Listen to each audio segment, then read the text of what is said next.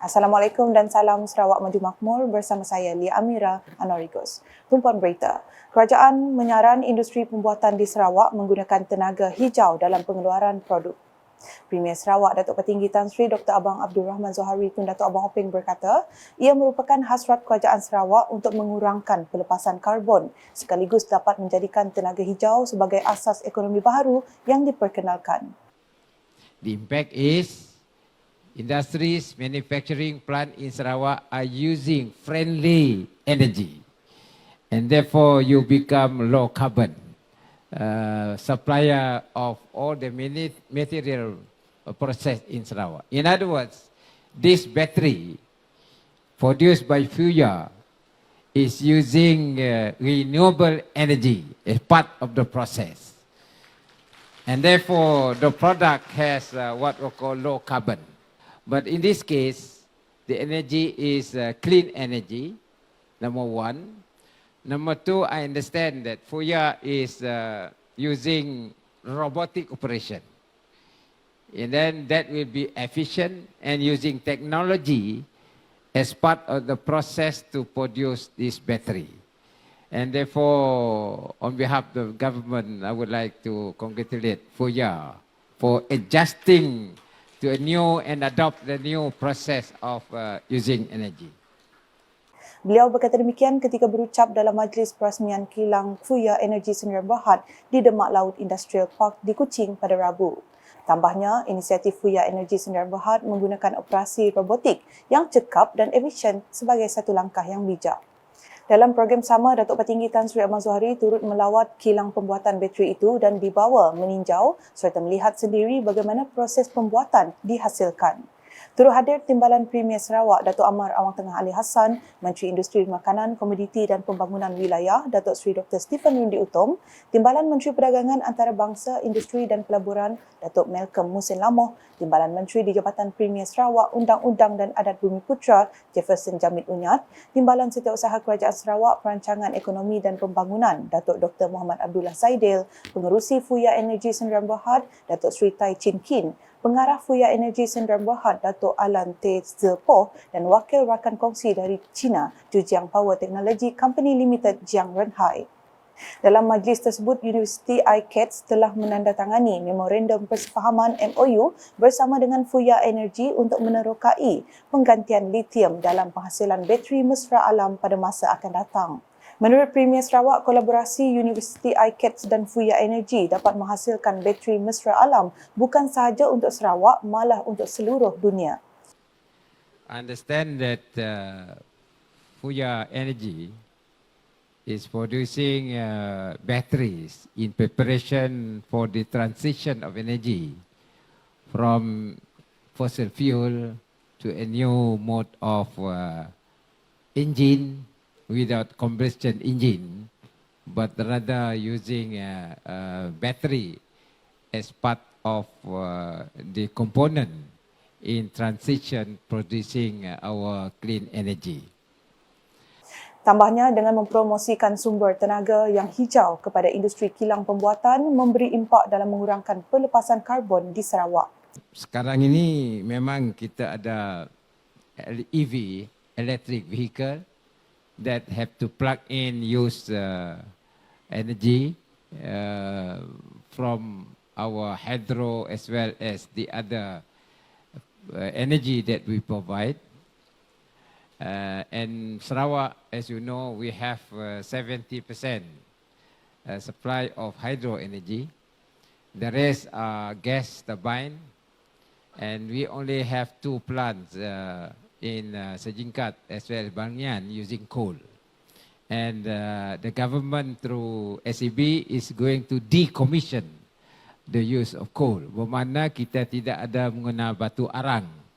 Kita gunakan energi, tenaga yang boleh diperbaharui. Datuk Petinggi Tan Sri Abang Zohari kemudiannya menyaksikan simbolik penyerahan memorandum antara Universiti ICATS dan Fuya Energy Sdn Bhd.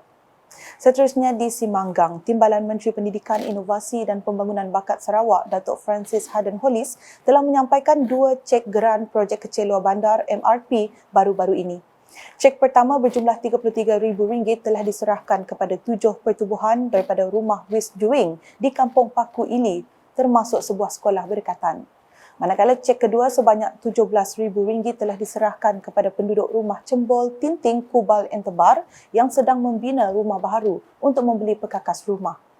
Terdahulu, Datuk Francis yang juga Ahli Dewan Undangan Negeri Adun Simanggang telah mengadakan lawatan kerja bagi meninjau kemajuan projek transformasi luar bandar RTP Bina Baharu Balai Raya Rumah Wis Juing. Ketika ditemui, beliau mengingatkan pengurusan Jawatankuasa Kemajuan dan Keselamatan Kampung JKKK agar sentiasa mematuhi garis panduan daripada pejabat daerah dengan mengemaskini profil kampung, mengadakan mesyuarat dan menghantar minit mesyuarat kepada pejabat daerah dan salinan kepada pusat khidmat. Di Padawan pula, seramai 73 pelajar Sekolah Kebangsaan SK Puruh Karu yang terjejas akibat insiden tanah susur akan dipindahkan sementara waktu di Dewan Paris Kereja, Kampung Emperoh Karu. Cadangan itu disuarakan Timbalan Menteri Pengangkutan Sarawak merangkap Adun Mambong, Datuk Dr. Jerry Susil sewaktu beliau mengadakan tinjauan ke sekolah tersebut pada Isnin. Menurut Datuk Dr. Jerry, pemindahan pelajar di Dewan itu hanya sementara sambil menunggu kelengkapan SK Tabak Said yang mana mereka akan meneruskan sesi persekolahan di situ. Katanya pemindahan tersebut dijangka akan bermula selewat-lewatnya awal sesi persekolahan tahun 2024. Jelas Datuk Dr. Jerry, pelajar SK Puruh Karu terpaksa dipindahkan berikutan sekolah tersebut telah diisytiharkan tidak selamat untuk digunakan oleh Jabatan Kerja Raya JKR. Tambahnya, beliau akan berusaha memohon projek rakyat bagi membina baharu SK Puruh Karu dengan anggaran kos sebanyak RM80 juta. Mengenai perkara ini, beliau berkata SK Puruh Karu perlu dipindahkan ke tapak baharu yang dicadangkan berdekatan Pejabat Daerah Kecil Padawan dan Klinik Kesihatan Braang Bayur. Justru katanya, satu mesyuarat khas akan diadakan bagi membincangkan perkara tersebut dengan lebih terperinci bersama agensi-agensi yang terlibat. Perkongsian selanjutnya, acara ikonik Pesta Benak 2023 yang akan bermula dari 29 September hingga 1 Oktober bakal menampilkan 22 jenis aktiviti. Menurut Timbalan Menteri Pendidikan, Inovasi dan Pembangunan Bakat Sarawak merangkap Adun Simanggang, Datuk Francis Haden Hollis, Bazaria akan bermula pada 24 September ini. Beliau berkata demikian semasa mengetuai Jawatankuasa Induk Penganjuran Pesta Benak edisi ke-20 Sri Aman mengadakan kunjungan hormat ke atas Timbalan Menteri Perdagangan Antarabangsa dan Pelaburan Sarawak, Datuk Malcolm Musin Lamo di Wisma Sumber Alam Petrajaya Kuching pada Selasa. Sebagai tanda sokongan, Datuk Malcolm menyumbang sebanyak RM30,000 kepada jawatankuasa berkenaan dan memaklumkan bahawa beliau akan menghadiri hari kedua pesta tersebut pada 30 September nanti. Keperkembangan di Betong, satu majlis ringkas serah projek transformasi luar bandar RTP yang telah siap diadakan di Rumah Sibat Banyan, Penurin, Betong pada Isnin. Skop projek RTP daripada Adun Layar, Datuk Jeral Rentap Jabu itu mencakupi membaiki dan menurap semula jalan rumah panjang Penurin, Betong dengan kos sebanyak RM80,000 dan dilaksana oleh Majlis Daerah Betong. Upacara serah projek siap itu telah disempurnakan oleh Timbalan Pengerusi Majlis Daerah Betong merangkap Pengurus Pusat Khidmat Dun Layar, Kaunselor Horage Entoi kepada Sibat Banyan selaku Tuai Rumah Panjang Penurin Betong. Dalam pada itu, Tuai Rumah Sibat mewakili para penduduk merakamkan penghargaan kepada pihak kerajaan yang telah menunaikan perancangan projek RTP di Betong bagi menambah baik infrastruktur untuk kegunaan penduduk.